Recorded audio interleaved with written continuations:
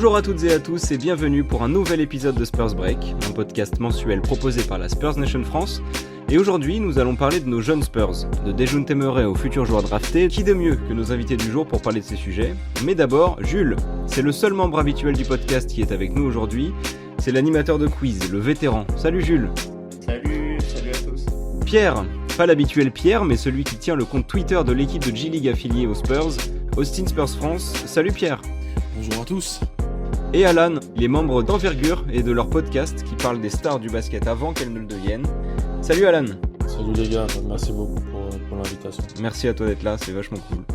Spurs Break, épisode 7, c'est parti. Avant d'évoquer ensemble la future draft, il y a déjà des jeunes prometteurs chez les Spurs.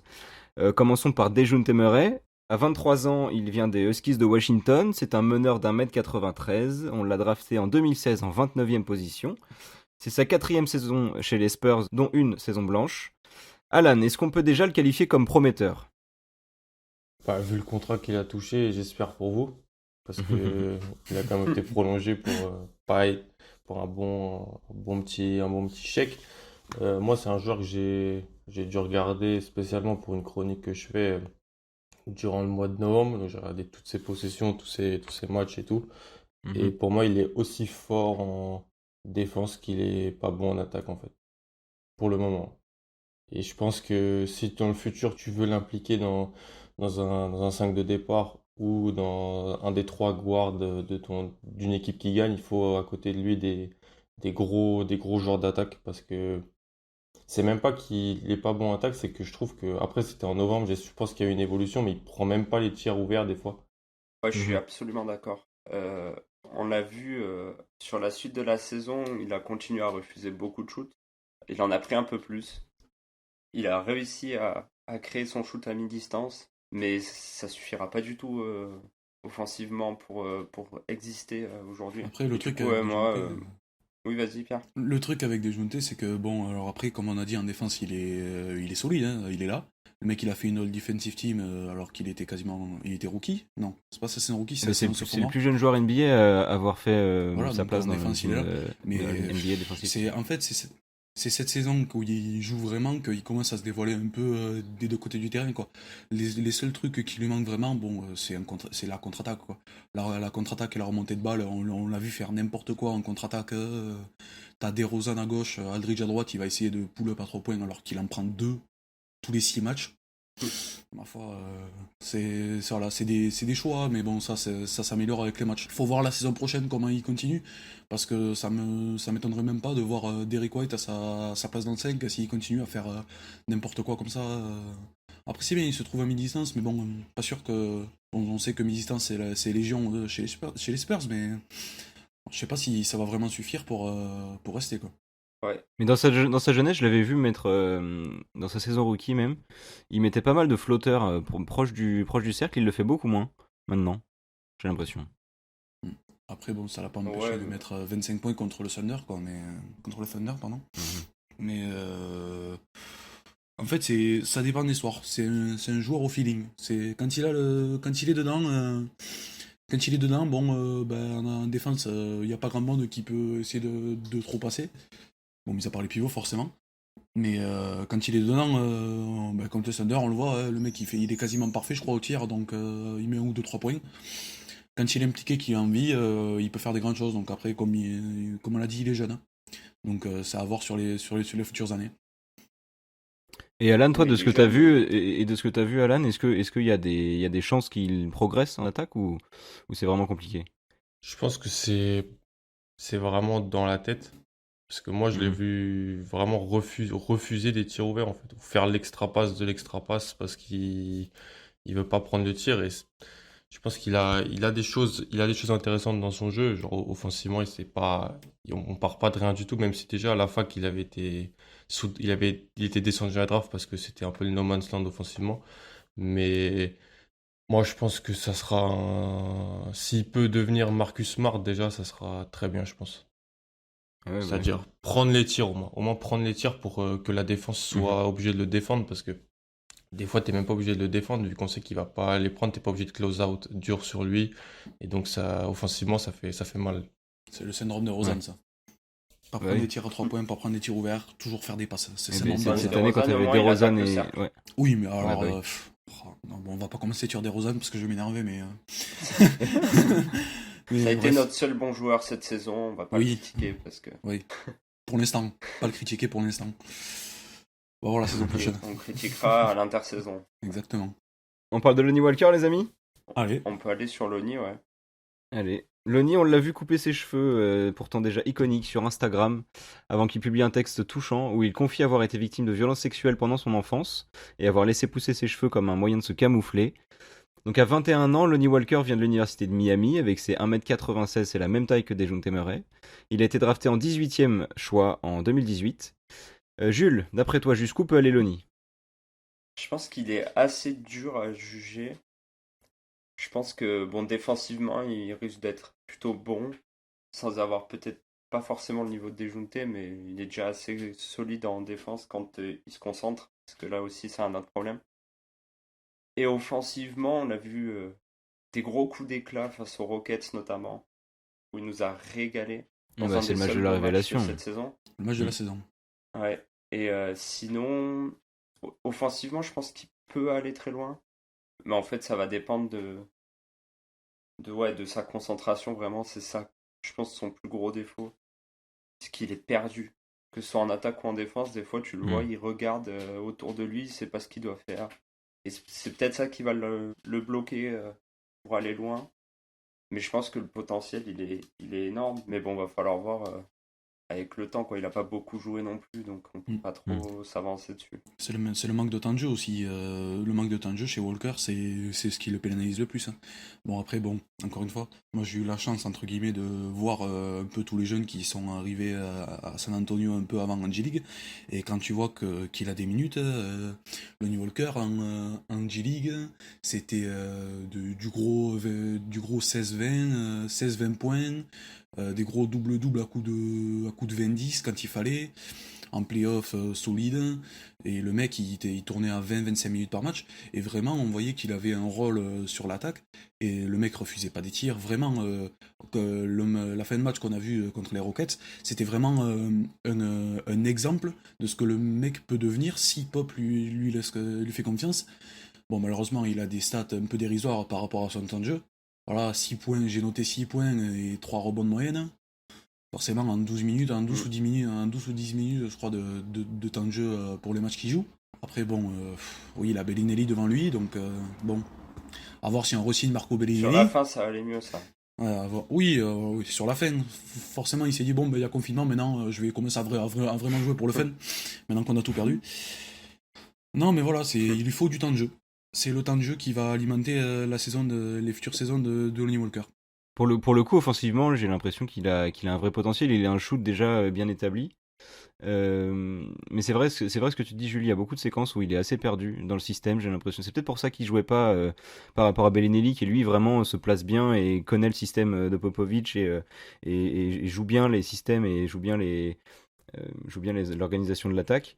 Lonnie Walker, j'ai cette impression-là, il est assez perdu, des fois il sait pas où se placer sur des écrans, il sait pas où aller ensuite, il est encore assez brut dans son jeu offensif et même en défense aussi. Ouais, bah, ça va être vraiment le point. S'il a des minutes, est-ce qu'il les utilise bien? De toute façon, la saison prochaine, je pense que Bellinelli sera plus là ou quoi. Il aura la place de remplaçant en tant qu'arrière, je pense. À moins qu'il explose et qu'il passe titulaire, mais ouais, du coup, il va falloir qu'il montre que c'est plus qu'un 6,3 rebonds en sortie de banc, quoi. Qu'il fasse mieux, qu'il apprenne bien les systèmes et tout, et qu'il arrive à mieux se placer. Parce que sinon, Pop, il lui fera jamais confiance. Ouais, mais c'est ça le problème, c'est que là, c'est un problème d'expérience. C'est comme quand tu veux trouver un boulot, mais que t'as pas d'expérience. On te dit, il te faut de l'expérience, mais personne te donne du boulot. Donc forcément, t'as pas d'expérience. C'est exactement la même chose. On veut qu'il soit dans les rotations, qu'il connaisse les systèmes, qu'il sache bien se placer, etc. Mais Pop le fait pas jouer. Alors forcément, il est perdu sur le terrain. Parce que ce qu'il faut savoir un peu, c'est que Blake Ahern, le coach de G-League, qui est maintenant assistant coach à Memphis, qui a été recruté là il y a 2-3 jours, il me semble. Oui, j'ai vu ça. Il a une philosophie de jeu qui est pas trop similaire à Pop. c'est que Ayern, c'est vraiment c'est l'attaque. Ayern, c'est l'attaque, et justement, des fois, c'est bien ça qui pénalise l'équipe et qui fait que, bon, malgré le fait on a aussi fini troisième de conférence Ouest, et c'est ça qui nous pénalise et qui nous fait finir que, entre guillemets, troisième, c'est que Blake est obligé chaque fois de demander des temps morts pour remettre les gars en défense, parce que les mecs sont perdus et ils pensent qu'à l'attaque. C'est flagrant, tu vois que sur une ou deux actions ils sont bien, et quand ça revient en défense, il n'y a plus personne qui sait qui il a. Genre il y a des paniers tout droits, il y a des... Donc aussi là il y a une habitude à prendre, c'est la défense avec Pop, donc pour ça faut donner du temps de jeu à Lonnie Walker. Il faut lui donner du temps de jeu, c'est obligé, sinon le mec fera rien. Sinon le mec ça va devenir, j'en sais rien, ça va devenir Trey Burke, voilà. Super, voilà. Un mec qu'on aura vu être drafté, on va se dire ah ouais c'était cool, en fait il aurait pu faire quelque chose s'il avait eu du temps de jeu, et voilà. Alan, t'es d'accord avec ça? Ton avis sur Lonnie Walker? Pour moi, ça peut être un super sixième homme, je pense. Ce genre de joueur micro-ondes qui peut rentrer, mettre des points, c'est un gros scoreur. De toute façon, au lycée, c'était déjà un gros scoreur. À Miami, pendant la seule année où il y était, c'était un gros scoreur. Il était un peu descendu à la draft parce qu'on parlait de joueur unidimensionnel et assez immature. C'est vrai que c'est un peu le cas, même si, franchement, moi, de ce que j'ai vu en janvier-février, il m'a assez impressionné. Parce que quand je l'avais vu en novembre, Pop, il pétait des plombs sur lui à tous les matchs, j'avais l'impression. Il le faisait rentrer Ouais. fin de troisième quart-temps, il mettait une tranche à 0 degré, après il le sortait, il lui criait dessus et tout. C'est la pop ça, Euh, ça c'est la spéciale. Hein.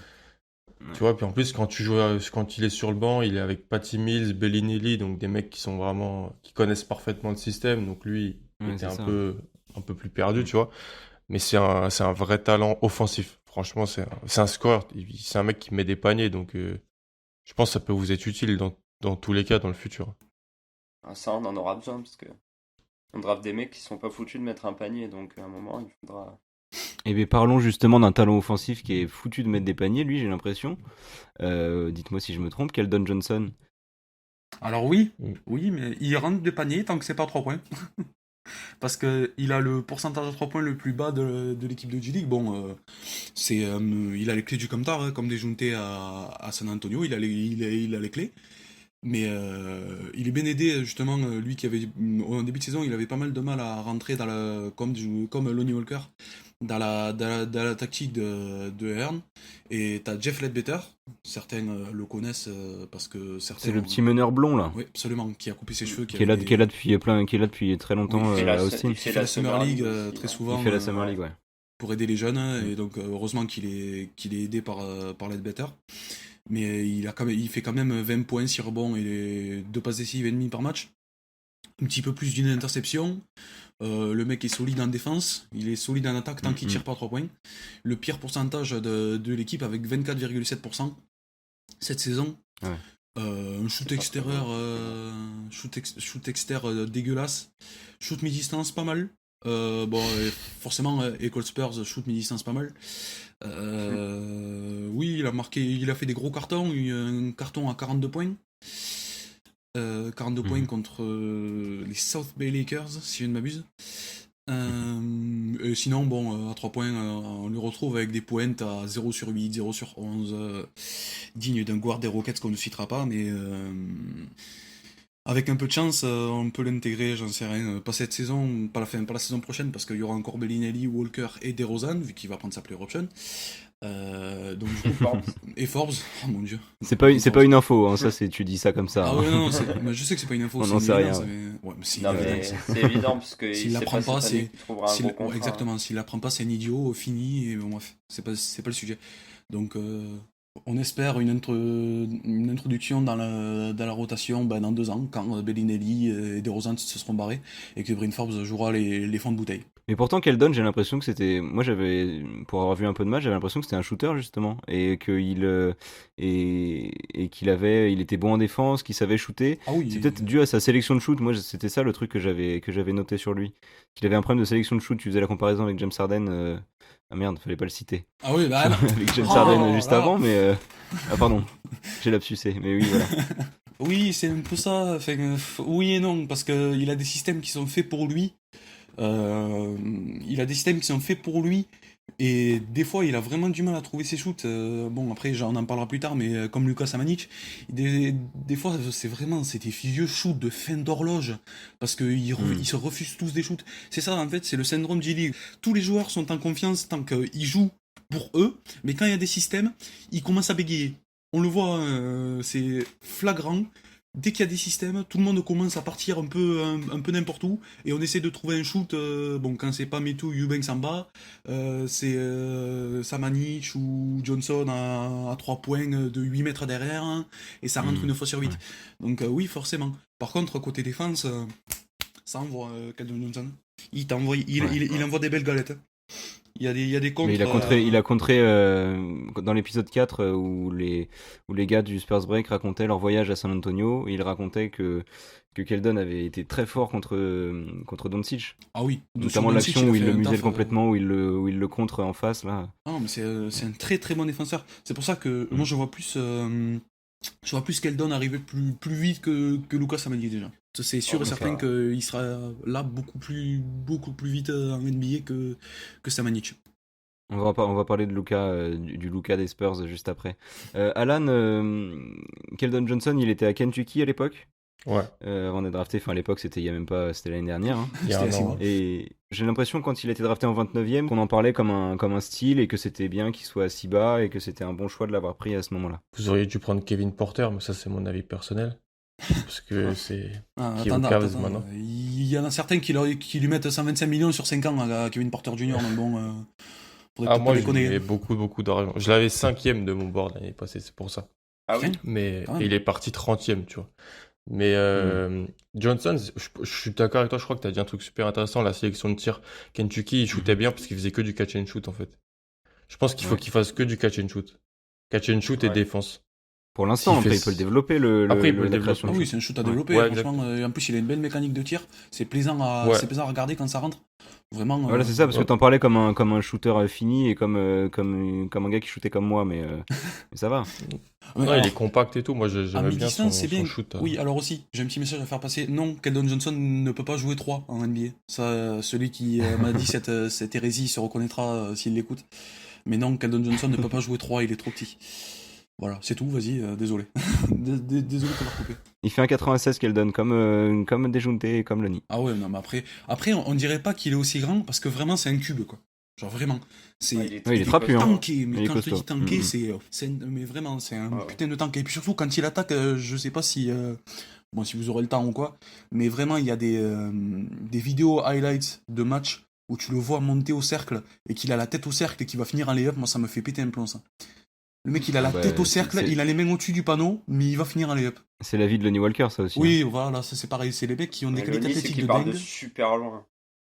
Mais moi, Keldon, en vrai, j'ai pas vu beaucoup de matchs, mais de ce que j'ai vu, il se jette sur les ballons. Oh, il a pas peur. Il a pas peur et tout. C'est vraiment le public va le kiffer, tu vois. Ça va être le joueur du public, le chouchou.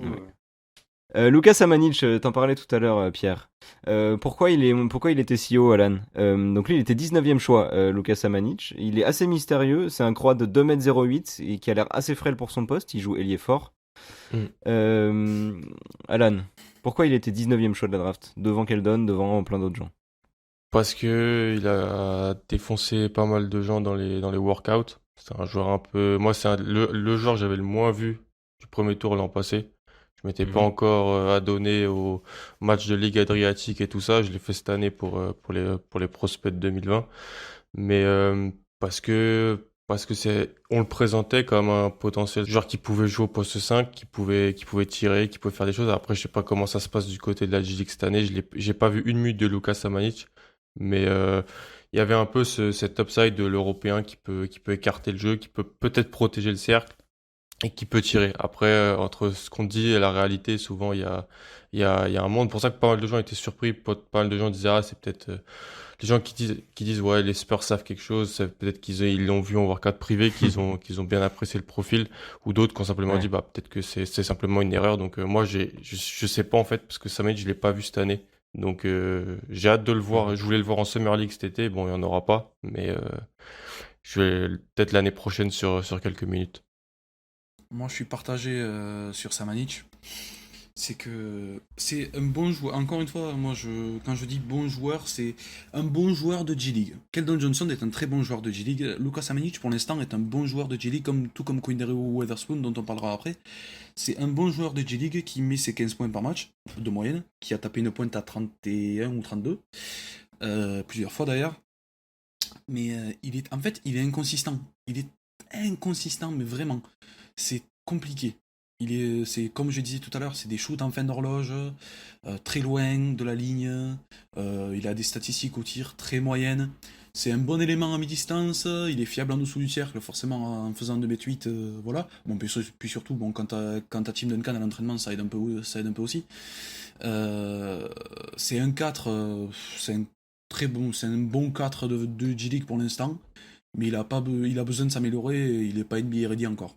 Mais vraiment. Moi j'ai l'impression qu'il a besoin de temps, c'est celui qui aura besoin de plus de temps, mais c'est un. Il aura besoin de beaucoup de temps. Moi pour l'avoir vu un peu jouer, j'ai l'impression qu'il a beaucoup de talent, qu'il a des moves un peu à l'européenne. Enfin, il a des moves très fluides pour un mec de sa il a taille, des moves déjà complètement bien appris, bien travaillés.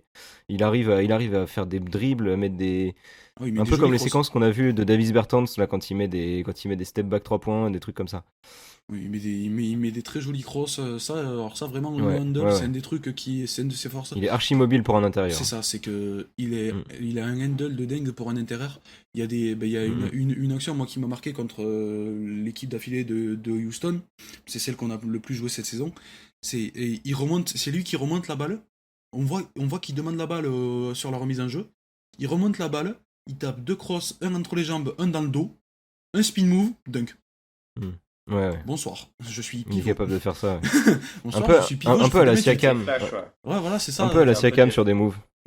Mais après, ce qui est chiant, c'est que il est perdu quoi. Des fois, il est un peu comme Lonnie. C'est ça le problème général, c'est que des fois les mecs sont perdus sur le terrain et vraiment des fois t'as vraiment l'impression qu'il est dans la lune quoi. Il prend des tirs n'importe comment, mais vraiment juste ce qu'il faut qu'il ait lui, c'est plus de QI basket sur le terrain tout simplement et beaucoup de concentration. Parce que j'ai vraiment l'impression que, bon, mis à part quand il part en freestyle comme ça et que ça marche sur un peu de chance et un peu de talent, il lui faut vraiment beaucoup de concentration parce que je sais pas si avec Pop ça va passer, s'il commence à faire des trucs comme ça et à pas rentrer dans les rangs. Toi, Jules, à l'époque, tu criais au scandale quand on l'a drafté 19ème. Oui, je crie au scandale également. Oui.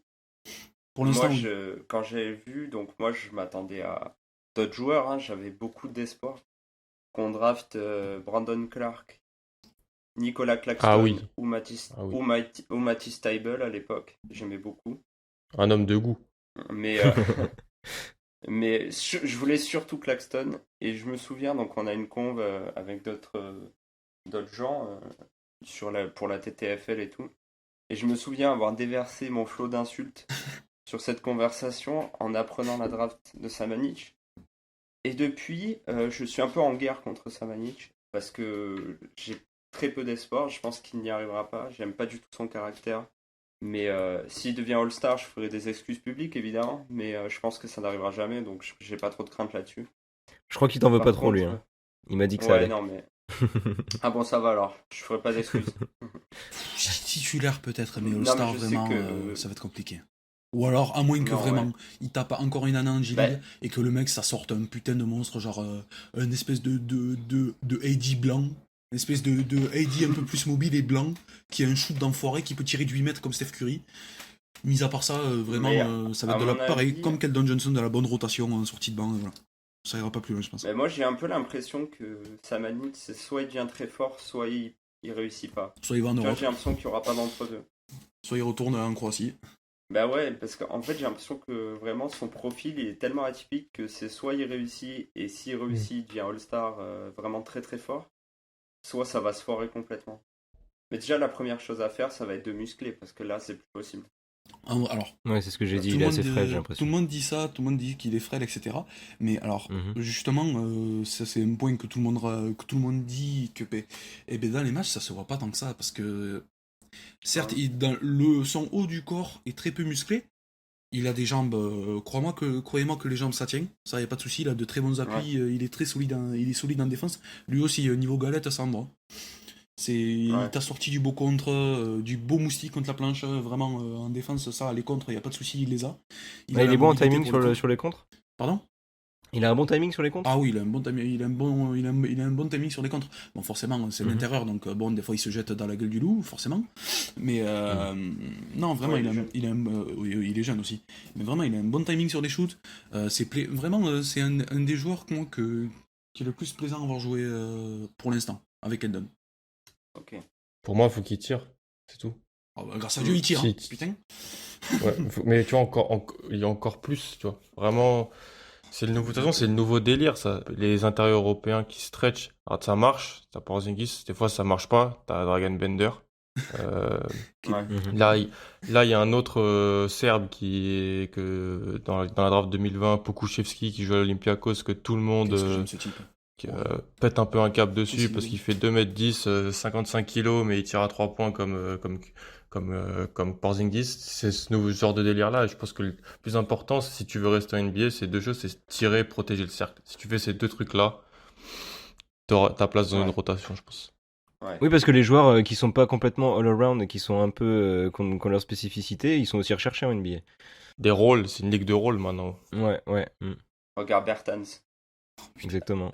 À l'intersaison, tout le monde va se l'arracher. Hein. Putain, ça non plus. Ça, je pourrais jamais me remettre ça. On a tradé pour avoir Marcus Morris qu'on n'a pas eu.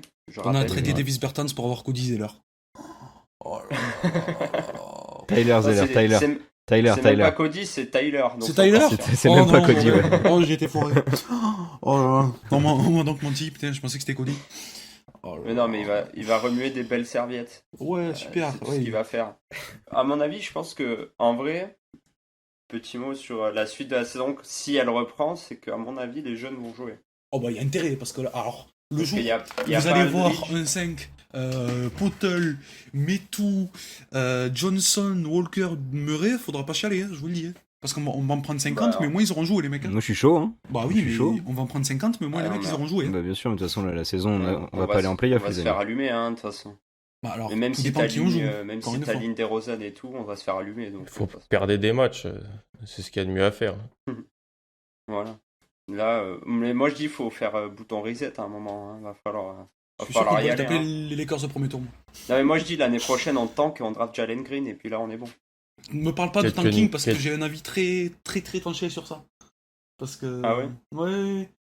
Franchement, si on devait tanker, c'était cette année, pas l'année prochaine. Parce que Ah Jalen non. Green il va Ah sortir. non. De... Ah non, Si. pour Si, moi si, cette année, je suis désolé. c'est Excusez-moi, mort. monsieur. À part de drafter Lamelo Non, monsieur, excusez-moi, il y ou a Anthony quelqu'un. Edwards, on- il y avait personne. Pardon, on y viendra plus tard, mais bon, il y a un monsieur qui s'appelle Denis Avdija. Je vous en parlerai plus tard. Oui, Je vous en d'accord. parlerai plus tard. Mais Non, mais non, on en parlera plus tard. Attendez, c'est dans la séquence on en d'après. parlera plus tard. Vas-y, avance. Il nous reste à parler de Drew Eubanks, de Quinndary Weatherspoon et de Chimezie Metu. On va aller vite sur eux parce que c'est pas non plus des futurs MVP. Drew Eubanks, il est plus jeune. Hein. Il a déjà, je sais plus quel âge il a. il doit avoir un truc 25 comme- ans. Pas, Voilà. par là. C'est un peu comme un Derrick White, c'est pour ça qu'on en a pas parlé aussi. Drew Eubanks est non Chouchou. drafté, mais Pop a l'air de bien l'aimer, j'ai l'impression. Il a eu pas mal de minutes dans la rotation intérieure. Il a 23 ans, Drew Eubanks, il est pas si vieux que ça. C'est vrai. Ah. Il n'a que 23 ans. Il est non drafté. Qu'est-ce qu'on peut en dire de Drew Eubanks? Drew Eubanks, c'est un bon pivot G-League qui pourrait peut-être essayer d'intégrer le roster constant, on va dire, de l'équipe en troisième pivot si jamais Potel ou Aldridge se blessent, comme on l'a vu faire, bon, à coup de 16 minutes forcément, parce que le mec est pas habitué à jouer en NBA, mais en G-League, c'est un des métronomes de l'équipe, il est en 15 points, 16 rebonds, avec une interception et quasiment 2 comptes de moyenne. Donc voilà, on le sait, ça fait 2 saisons qu'il est là. Dès sa première saison déjà, il a envoyé, c'était un des meilleurs joueurs de l'équipe. Donc voilà, il fait ses stats. Hein. On viendra plus tard sur Metu, je suppose, ou alors tu veux que j'enchaîne? Vas-y, parle-nous de Metu, vas-y direct. Metu, On l'a drafté en 2018 à un 49e choix, Chimezie Metu. On l'a vu être très fort avec le Nigeria à la dernière Coupe du Monde. Chimezie Metu, c'est pour ça que des fois, moi je me demande pourquoi est-ce qu'on a fait jouer Drew Eubanks et pas Chimezie Metu. Parce qu'on voit vraiment que Chimezie Metu est plus fort que Drew Eubanks sur le terrain, c'est indéniable. Chimezie Metu a un vrai tir à 3 points. ce que Drew Eubanks n'a pas, même s'il essaye de faire genre il tire à 3 points. Parce que c'est pas parce qu'il a mis 3 tirs à 3 points sur 3 matchs qu'il a joué avec les Spurs que ça y est, il a un tir. Je pense que c'est un feinter, Drew Eubanks. Il a un tir moyen à mi-distance, mais il a essayé de faire le mariole en NBA, mais bon, à coup de 16 minutes, ça le fait pas vraiment. Oh la calache. Du coup, T'as pas l'air très chaud dessus. ah non, vraiment, Drew Eubanks, pour moi, c'est un feinter. C'est quelqu'un c'est un bon joueur G-League, mais ça s'arrêtera là. Par contre, mais tout. C'est un tourneur de serviette en Oui, NBA, quoi. exactement. C'est un joueur tourneur de d'Europe serviette. pour moi. Exactement. En Ouais, Europe, Drew peut-être Eubanks, plutôt, il ouais. pourrait être. Il est candidat MVP. Il est candidat MVP Euroleague. Peut-être pas. Ah bon Attends qu'il se barre en Europe, Ouais, tu verras. attention, T'en entendras parler plus tard. Tu sais que l'Euroleague, il y a des bons joueurs, hein, mon ami. Oui, je sais. Ouais. Mais Drew Eubanks serait un bon joueur Ah ouais d'Euroleague. Ok, à ce Il point-là. sera un bon joueur, ouais. Peut-être pas. Hein. 17 points pour mes tous. C'est le 17 MVP points, des 9 célébrations, Drew Eubanks. rebonds. Hein. Putain, oui, bah en Ouais, même temps. par contre, vu Il est comment, très bon. Il y a des bons highlights de lui sur les célébrations sur le banc, il est pas mal. Metou, il a l'air intéressant, non? Il a du potentiel. Ah Alan, oui. est-ce que tu connais un peu Chimedi Metou? Ouais, USC, je me rappelle très bien de ces années USC. Ouais, pour moi, franchement, physiquement, c'est un bel athlète. Enfin, de ce que je me souviens, je l'ai pas vu cette année. Je le voyais tout le temps sur le banc. Je disais pareil que ce que tu viens de dire. Je disais pourquoi Chimezi Metou il joue pas. Enfin, pourquoi Ouais. les Spurs ils le font pas jouer? Genre, ils ont quoi à perdre à lui ça, on donner a des quoi à minutes? perdre. C'est ça, tu vois. Donc, et en fait, non, moi, je pense que ça peut être un backup. Si ça se passe Un bien, bon backup pivot. si ça se goupille, ça peut être un pivot backup, je pense. Franchement, il peut protéger le cercle, il peut tirer. Je lui demande pas de plus, hein, je lui demande pas d'avoir beaucoup de moves post-bas. De toute façon, je pense que c'est plus un joueur qui est utile sur du pick and roll pour attaquer le cercle Ouais. sur du short roll ou des choses comme ça, ou tirer sur du pick and pop. Donc, c'est des choses simples que s'il s'entraîne et qu'il répète, il pourrait le faire. Et encore, il a montré de très bons moves au poste bas là. Bon, encore une fois, c'est en G-League, donc bon, les gens auront le cliché de les G-League c'est de la merde. Oui, mais. oui, mais. il y a des trucs à tirer. Oui, mais il y a des trucs à tirer de la G-League. Mais tout, en quelques mots, c'est 17 points, 9 rebonds, 3 passes, 2 interceptions de compte par match. Donc voilà, c'est comment ce mec ne peut pas jouer un peu en NBA, même 5 minutes par match. C'est la question que je me pose. Moi, on fait jouer Drew Eubanks, mais on fait pas jouer le meilleur joueur, le meilleur pivot de notre équipe. C'est une question de profil. Après, Drew Eubanks, il met des écrans et il va proche du cercle. Oui, C'est alors, peut-être. s'il faut juste Pop, mettre des Pop écrans, le voyait on prend plus comme un joueur plus utile parce que Metou, j'ai l'impression qu'il est bon aussi. Il est meilleur que Eubanks dans la création de tir, lui, pour le coup. Après, c'est quand Franchement, même ça un ne ferait pas super ce- athlète. Hein, Ça mais ne ferait pas plus de mal, franchement. Bah ouais, 2-0-6. 2-0-6, il joue presque comme un ailier, Metou. Oui, alors il joue Moi, un je trouve ailier. que C'est un c'est un petit bel pivot, athlète, on va ouais. dire. Oui, c'est un bel athlète qui lui permet justement d'être un petit pivot. Et franchement, je sais pas si vous savez qui c'est, Isaiah Hartenstein. C'est un pivot allemand Bien qui sûr, joue de avec les Houston. Rockets. C'est le mec Ah oui, à de Houston. ouais. Ouais, à Voilà. Houston. Ouais. Eh ben, Qui a envoyé des belles filoches. oui, il envoie des belles filoches en G-League. Eh ben, il a pas fait le malin contre Metou. Pourtant, Hartenstein, il me semble, qu'il fait son bon 2m15 ou au moins 2m12. Metou l'a Ouais, il est bouffé au physique. Mais vraiment, on voit la différence de taille qui est flagrante. Et limite, si on sait pas, on voit pas la différence parce que Hartenstein s'est fait manger, mais tout cru. Ouais, donc Metou est un plutôt bon potentiel. J'ai l'impression que tu es assez chaud sur Quinndary Weatherspoon, Pierre. Quinndary Weatherspoon, C'est le troisième joueur drafté de l'année dernière. Il était drafté en 49e choix. C'est un arrière d'1m90. Moi, je sais pas grand chose de lui, à part que son nom est marrant. La traduction, c'est quand même Météo Cuillère. Oui, c'est Météo Cuillère. C'est Rendary Météo Voilà. Cuillère. J'avais fait la blague le jour Ouais. de sa draft. Voilà. En fait, c'est un joueur intéressant. Je vois un peu, moi, comment il s'appelle? Je vois un peu de Derrick White, moi, en Quinndary Weatherspoon, vraiment. Pour rester dans la comparaison Spurs, parce que c'est un bon défenseur. C'est un défenseur bon, il est petit. Il fait son 90, je crois, mais il est petit. 90, ouais. Il est teigne. Il est teigneux. Il a un shoot, mais tellement beau et tellement bon surtout. Le mec sait shooter. Un mec qui sait shooter aux Spurs, à part Derrick White, on n'a pas l'habitude. En arrière, du moins, on n'a pas l'habitude. Un mec qui sait On a vraiment. Bryn Forbes. Oui, alors, de quoi tu parles. c'est qui ce type? C'est qui lui? C'est qui? C'est un excellent shooter. C'est pour ça qu'on l'a re-signé Ouais. Pardon? il y a 2 ans. Ah putain, j'ai eu peur, j'ai cru qu'on lui avait filé Non, un non. contrat. Mais en tout cas, moi, j'étais très chaud sur re-signer Kyle Anderson plutôt que Bryn Forbes, mais on s'égare du sujet de base. Donc dernière question avant de passer à la suite, les amis, il faut qu'on avance dans ce podcast. C'est Mike Duncan 21 sur Twitter qui nous demande quel est le jeune actuellement dans l'effectif qui peut devenir le leader de l'équipe. Aucun. Aucun. Lonnie Walker. Lonnie Walker dans leader du banc, peut-être. En vrai. Leader des Comme gourdes. disait Alan. Non, mais leader, genre sixième homme ou quoi. Ou peut-être, genre, devenir le meilleur scoreur de l'équipe, ça peut se faire. Moi, je le vois bien en Par Patty contre, il sera pas le franchise player, tu vois. Ou, permets-moi de mettre des réserves sur Si, mais tu seras pas une bonne Il équipe. faudra quoi. un mec à côté, un vrai leader. Si c'est vraiment la merde, à un moment donné, on peut avoir Lonnie Walker en franchise player. Oui, Ouais, mais tu seras pas une bonne on gagnera pas. On Tu gagnera joueras à la pas. loterie. Moi, je Ah, parle, bah, alors là, moi, on je pourra parle avoir de tous les joueurs prospects du monde, là, je te qui le vont dis. nous faire gagner. Lonnie Walker peut nous faire gagner s'il prend chaud. S'il prend Moi, chaud, je il vois peut pas nous faire Lonnie gagner. Walker devenir un Il peut mettre 20 points par match, Lonnie Walker, s'il est consistant. un All-Star en puissance, quoi.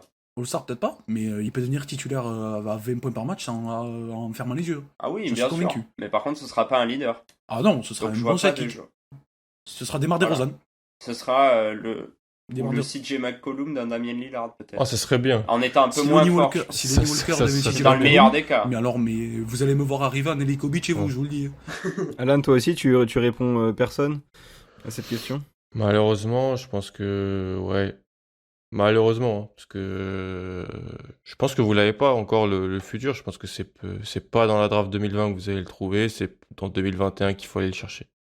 Moi, je suis d'accord avec avec Et ça. bah, parlons de la draft, les amis. La transition est toute trouvée. Bien joué, Alan. Magnifique. On voit que tu fais des podcasts. Hein. T'inquiète. La prochaine draft NBA est prévue le 16 octobre prochain.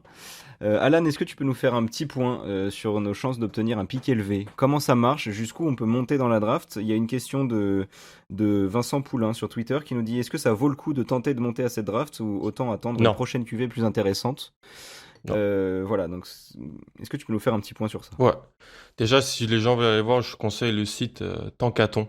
Donc, Oui. comme Téléthon, mais ça commence par tank, pour tanker. Très bon site pour voir tout ce qui est loterie, pour les chances de monter, tout ce qui est pourcentage. C'est un site de maths super bien fait. En mock draft, c'est moins bien, mais en termes de maths et tout, c'est super bien. Donc, selon eux, avec les calculs qu'ils font, vous avez à la loterie, donc si la loterie qui sera fin août ou fin septembre, vous avez 2% de chance d'obtenir le first pick. Et vous avez quasiment 10% de chance de rentrer dans le top 4 Ok, à l'heure actuelle. intéressant. C'est déjà pas À mal. l'heure hein. actuelle. C'est nos seules chances. Puisqu'on peut pas monter genre 6ème, ça c'est pas possible, je crois. Si je Non, me non, trompe pas. c'est genre, en fait, c'est un calcul. C'est un peu comme ce qui est arrivé au Pélican de l'année et au Ouais, Grizzlies de l'année passée, c'est qu'en fait, tu voyais la loterie et en fait, on était qu'à la 11e place, mais on savait déjà que les Pélicans seraient dans le top 4 directement parce que c'était des trucs mathématiques qui font que ouais, tu peux jump, mais c'est pas un classement de 1 à 14, c'est avec des pourcentages de chances qui te font monter directement. Donc je pense que là, vous êtes 11e en termes de odd, comme on dit. ouais. Donc là, ce qui paraît le plus probable, c'est que vous ayez un pic 10, 11, et si vous avez pas de chance, 12 ou 13, quelque chose comme ça. Ouais. Et après, moi, je pense que cette réforme de la loterie, elle a un peu fait mirage l'an passé, c'est-à-dire que les gens ont vu les Pélicans et les Grizzlies qui étaient 12e et 13e avoir les pics 1 et 2, donc Et je pense pas que ça les arrivera tous Lakers les ans. aussi sont montés. Les Lakers exactement Les qui sont montés. Ils sont passés 4. Ouais, alors que je pense que c'est peut-être une anomalie en fait. On verra dans les 5 prochaines Ouais. années si c'est facile de monter et s'il y a beaucoup plus de mouvements que prévu. Mais à l'heure actuelle, je pense que c'est plus simple de penser que vous aurez un pic à aller entre 10 et 14, on va dire. 9 et 14. Ok. Ouais. Ok. Sachant que la première mock draft de Tankathon qui a été publiée sur Twitter, c'est une mock draft où il y a Golden State en 1, Cleveland en 2 et nous en 3. Donc, Tu vois? franchement, celle-là, je la prends à 1 milliard de pourcents, je crois. Parce que. Et ça a un peu fait. Ça a un peu levé les foules parce que tout le monde a commencé à dire: ah, mais c'est pas normal, c'est pas juste, les Spurs ils ont rien fait pendant 23 ans et maintenant ils ont le 3ème pick.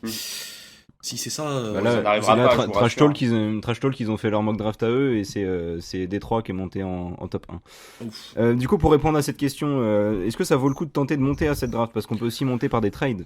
Putain. Ouais. J'ai un scénario tout Ou trouvé. est-ce qu'il faut attendre une prochaine QV plus intéressante? Moi, je monte pas dans cette draft. Je monte pas Non, dans non cette plus. draft. Après, ça dépend. Vous montez, c'est-à-dire vous avez pas de mémoire, vous avez pas d'autres choix du premier tour dans les prochaines drafts, non? Non. Donc pour Mhm. monter, c'est compliqué déjà. Mhm. Ou alors tu peux tâcher un jeune, mais souvent le soir de la draft, les équipes elles veulent les pics plus qu'autre chose. Un pic a jamais autant de valeur que le soir de la draft. C'est comme les voitures. Dès que tu l'achètes ou dès que tu choisis un joueur, bah, il a tendance à se dévaloriser. Moi personnellement, je te dirais non. Après, C'est que, comme on dit, j'ai entendu Avdija, ça, si des gens aiment un joueur, il faut y aller, tu vois. Si tu crois en joueur, il faut y aller, il faut essayer de tout faire pour le faire. Et moi, dans cette draft, je vois aucun joueur générationnel, aucun prospect à la Ben Simmons, Zion, Luka Doncic, Anthony Davis. Et moi, je monte à la draft que pour ces joueurs-là. Sinon, je monte pas. Je suis assez d'accord avec Alan. Alors, après moi, j'ai un scénario qui est certes utopiste pour certains. Pour moi, il est réaliste dans le sens où si jamais un shop un pick 10, voire c'est quoi le plus loin qu'on peut laisser, 14 ou 15 ou 13 Ouais, 14. 14. Si on chope le pick 14, moi, il y a un joueur que j'aime beaucoup qui m'a fait aimer l'Euroleague. C'est monsieur, j'en ai parlé tout à l'heure, Deni Avdija. Deni Avdija, mis à part le fait qu'il soit un putain de monstre sur Touquet. Oui, sur Touquet. Oui, sur Touquet, il me fait Ce qui gagner. ne compte pas. Oui, mais il m'a fait gagner 13 titres, d'accord? Je ne peux pas que l'aimer en fait. Je ne peux pas faire autre chose que l'aimer. Bref. Et non, j'adore ce type. Ce mec, en fait, moi je vois Deni Avdija un peu comme, bon, c'est exagéré, bien sûr, mais c'est du Kawhi moins, on va dire. Hein. Le mec sait défendre, le mec sait shoot à 3 points, le mec sait shoot à mi-distance, le mec t'envoie des pastèques mais monstrueuses à 6ème rang. Comment, moi c'est vraiment, si on doit monter pour un mec, c'est lui, vraiment. Ou alors Obi Toppin, pareil. Obi Toppin, moi c'est. Toppin, on pourra l'avoir plus bas. Hein, ouh là. Tu veux améliorer ta défense intérieure, draft pas Obi Toppin. Oui, je sais, Vraiment, c'est Ouais, pour ça que. c'est Attends, clair. c'est Mais pour après, ça on a que- besoin de joueurs offensifs, je pense. Oui, mais- aussi, c'est pour ça que. Attends, Moi, ça je arrive. veux, J'ai moi, un je autre veux un scénario. créateur. Moi, je veux un créateur de jeu, là. Et bah, réfléchissons à ça, les amis. Donc là, imaginons qu'on soit le board des Spurs. Qu'est-ce qu'on fait avec cette draft? De quel poste on a besoin? Un intérieur. De tout. Un De tout ce qui intérieur. vient. On n'a Non, pas- on a besoin de n'importe quel. on n'a pas besoin d'un joueur intérieur. qui Tu sait veux jouer créer le encore jeu. 3 ans avec Trelals, toi? T'es gentil, mais moi je veux jeune. Il a Hein. fait le taf cette année. Et honnêtement, moi, je prends pas au besoin, je prends au talent. Si j'ai un joueur, un meneur, que c'est le plus fort pour moi, bah, je prends le meneur, tant pis. Ouais, Tant d'accord. pis si on a des June Temeré et des Rick White, bah, c'est pas grave, on prend le plus fort. Oui, d'accord. Allez, on va se retrouver avec notre 8ème guard sur 15. Eh On ben va oui, jouer, bah, on va écoute, faire un 5 small ball toute la saison. On va mettre Dejounte Murray en 4 et voilà, tranquille. Et on va. Ouais, mais est-ce que on va t'es faire prêt, deuxième, est-ce et que voilà. t'es prêt, est-ce que t'es prêt à passer sur potentiellement un meneur All-Star parce que t'as déjà 7 guards dans ton effectif qui seront jamais All-Star les 7? T'es du même avis que Jules, toi, Alan.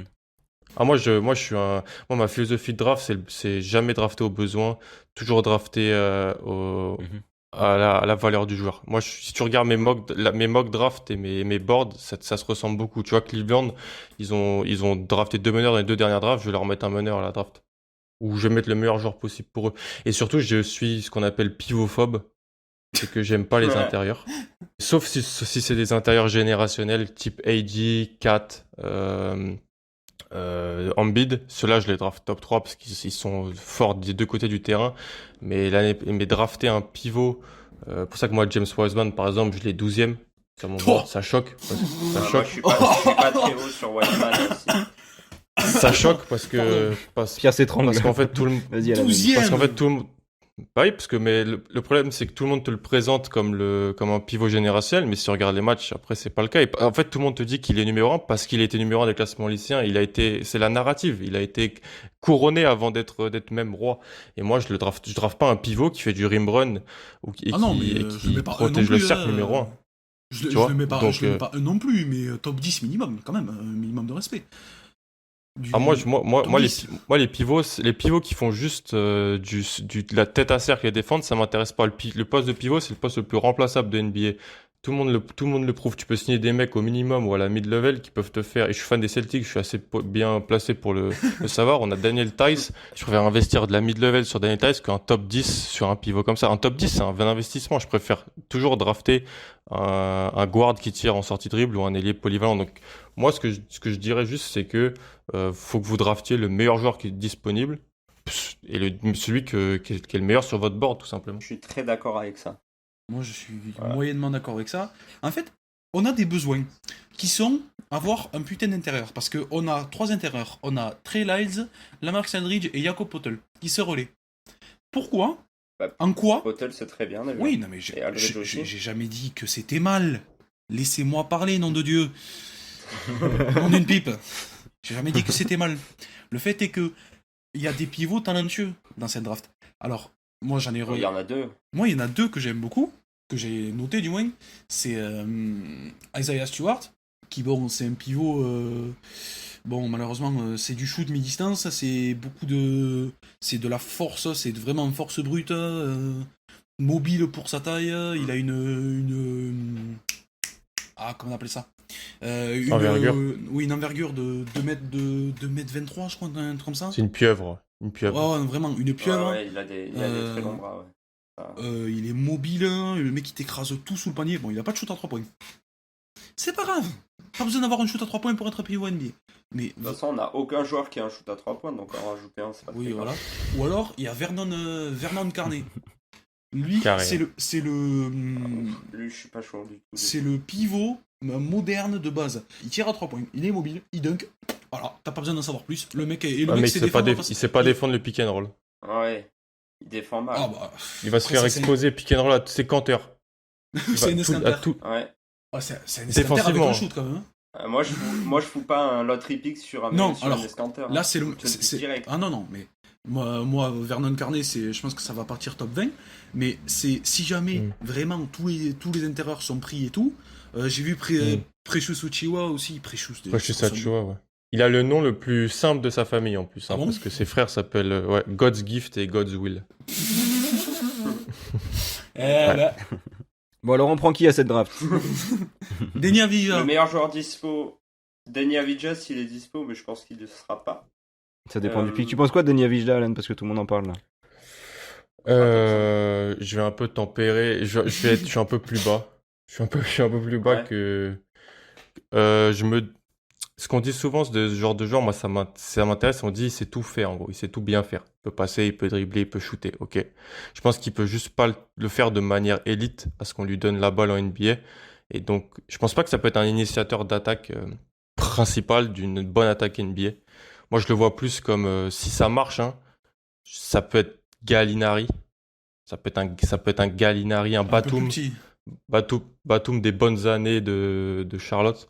Un glue guy qui peut un peu tout faire, mais qui est le troisième meilleur joueur d'une très bonne équipe. Pour moi. Wow, Moi, il peut pas. C'est bas. Et on a vu un peu les limites. On a vu en Euroleague, il jouait entre 10-15 minutes. C'est plus en Ligue israélienne où ça va mieux là d'ailleurs. Ces 2 derniers matchs sont très positifs. Il a beaucoup bossé là pendant le confinement, surtout sur la mécanique de tir. C'est un mec qui a une vraie éthique de travail, grosse éthique de travail. C'est C'était pour le ça leader que je voulais le de. prendre.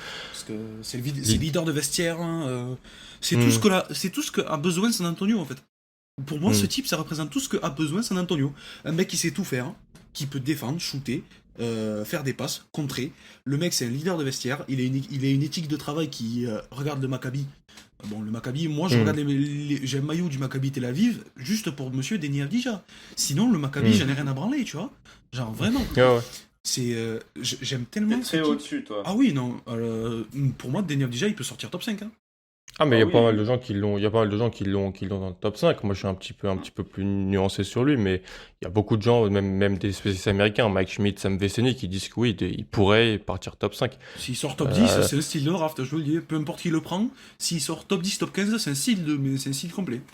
Top 15, oui, c'est un style. C'est Après, même top je pense- 10. Même top 10, c'est Les un style. gens sont très au-dessus, donc je pense qu'il sortira avant. Hein. Bah, j'espère. Mm. Et j'espère Mais que ce sera chez nous. ce qu'on disait sur la NBA, c'est que les défauts de Denis Avdija, c'est de savoir tout faire aussi. Parce que comme on disait tout à l'heure, c'est une ligue de rôle aussi. Ouais, de savoir moi- tout faire, c'est une qualité, mais c'est aussi un défaut en NBA. Ouais, c'est qu'il Ça, sait c'est pas cool. tout faire et je pense qu'il sera pas tout faire de manière élite en fait. Je pense, hein, personnellement. C'est À pas- voir après. Ouais.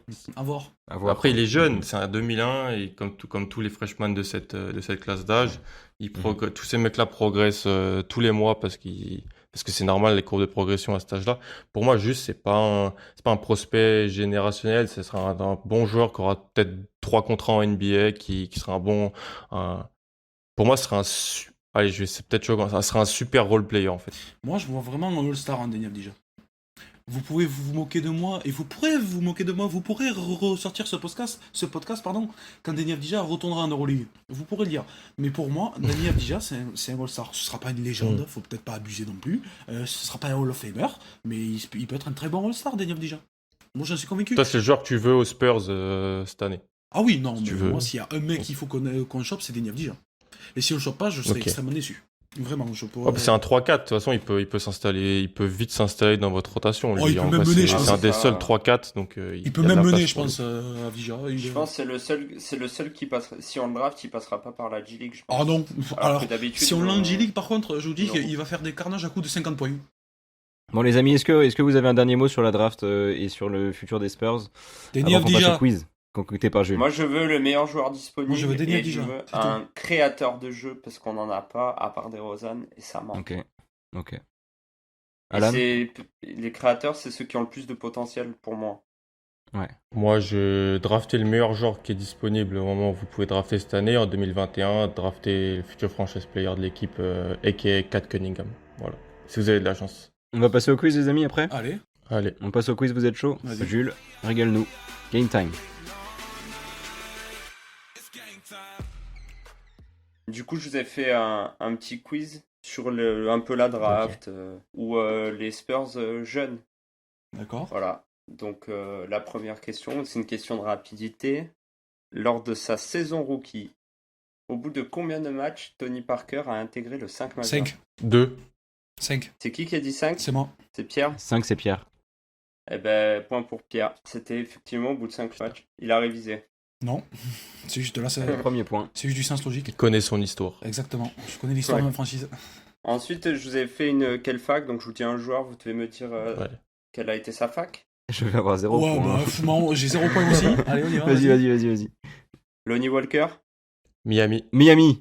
Putain, c'est Oui, Alan Alan. avant moi. C'est Alan. En plus, tu as dit tout à l'heure, Ouais. Tibbs. Le temps que tu savais. relises tes notes, c'est ça. Lamarcus Aldridge. Texas. Texas. Putain, Ouais, Alan. bon pour Alan. Ah, les universités, j'y Eh oui. connais rien. Hein, donc là, j'ai 0 points, c'est sûr. Ah, je les avais, putain. Pourtant, j'avais les réponses. Ok. Dominique Wilkins. Qui a joué aux Spurs, je le rappelle. En fin de carrière, mais il était là. Yukon Non, Merde, j'en sais rien. Non. Je tente. Je sais pas. personne là. Sainte-Marie Non, Non, c'est dans le c'était sud, je pense. Georgia. Bon, après, Ouais, Georgia, ouais. J'allais dire Georgia Tech, mais non. Ah, Rudy Gay. Yukon. Ouais, bien joué. Aïe. Et C'est le petit déprimant. dernier, Tracy McGrady. Pas de fac. Il a pas fait de fac, effectivement. Non. Bien joué. Voilà, donc toi, t'as fait tes points maintenant. Maintenant, il faut aller jouer. Ensuite, maintenant, petite question sur... je vous dis un joueur, vous me dites en quelle année il a été drafté. Ok. Donc ça, ce sera peut-être un peu plus simple pour ceux qui connaissent moins les facs. Patty Mills. 2008. 8. Non, 2009. Ouais, oui, 2006. 2009. Ah, 2009, Point pour putain. Pierre. Bien joué. La même année qu'un autre joueur des Spurs actuel. Trey Lyles Non, 2013, là, c'est 2015. Non Ah Ouais. bon Ouais. C'est si jeune Il jouait avec Putain. Karl Anthony Towns à la fac. Rudy Gay. Non, Non. il jouait... C'est Demar DeRozan qui a été drafté en 2009 aussi. Ouais, c'est vrai. ouais. Alright. Bon, ça valait pas de points, c'était une petite question. Sean Elliott. 97. Non, avant. Non, 92, ouais. non pas 92. 92. 13 C'est avant. 90. Non, avant. 88. Non, 87. non. Je viens de le dire. 89. 89. Oui, Oh 80. merde, putain, c'est pas vrai. Vous allez tourner autour du pot. Alors, Artis Gilmore. Donc là, c'est encore avant. 75. Non, Mais il a pas été 77. drafté par la ABA ou par la NBA? Si, il a été drafté en Euh, NBA, Artis ouais. Gilmore. c'est en quelle année qu'il y a eu le changement? Je me souviens plus. La fusion, je sais pas. 72, non Fin des 73, 70, je dirais. Oui. Alors, c'était avant. C'était en ABA qu'il a été drafté alors. En NBA 70 Non, c'est pas très Sur loin. 68 ou un truc comme ça, non? Non, plus tard, un peu plus tard. Ok. 71. Oui, 71 Artis Gilmore. Allez, là, on va un peu plus récent avec Jakob Poeltl. 2016. 2016. Oui, 2016. C'est Alan d'abord. Alors, petit récapitulatif des scores. 5 5-4. points pour Ouais. Alan. 5, 5, 5. 4 points pour Pierre et un bon 0 pointé pour 0 Thibaut. Mais il est beau. 0, c'est bien. Il y a Westbrook et tout. Des Marcus Cousins, j'adore le 0. T'as raison. Du coup, j'ai une dernière question, c'est un qui suis-je, mais du coup, si Pierre a juste, du coup, je suis embêté parce que j'ai plus de questions après, mais Ouais, j'improviserai. t'inquiète. Vas-y, mets-la sur 2 points. Ah ouais, Mets-la vas-y, sur je la 2 mets points. sur 2 points. Mets-la sur 2 points. Non, tu sais quoi, carrément, on va la mettre sur 6 points, comme ça, Thibaut, il peut gagner. Vas-y. Soyons fous. Vas-y, On remet vas-y. tout Et voilà, dessus. un style de draft. Un style. Alors, Vas-y, style, vas-y. qui suis-je? Je suis né le 4 mai 1986 à Indianapolis. Je fais mes études au lycée Broad Ripple à Indianapolis, donc, Georgie? en 2004. Oui, c'est Putain, Georgie. j'allais le dire. Oh, Putain, j'allais le dire en plus. Putain, il J'allais allait le dire en très plus. très très vite. Nice. J'allais le dire, je sais. Ah oui, Oh. mais oui, c'est le seul joueur qui est né à Indiana, qui a fait ses études à Indiana, qui a été drafté par les Spurs et ensuite envoyé à Indiana. Ouais. C'est Et le seul qui a fait ça, drafté en je crois, dans 26e l'histoire. position par les Spurs. Et échangé pour Kawhi Leonard, je crois, comme ça, non? Ouais, exactement. Ouais, il a j'ai été bien échangé contre Kawhi Leonard en 2011 et aussi contre Davis Bertans. Les droits de Davis C'est vrai. Bertans à Ouais, l'époque. c'est vrai.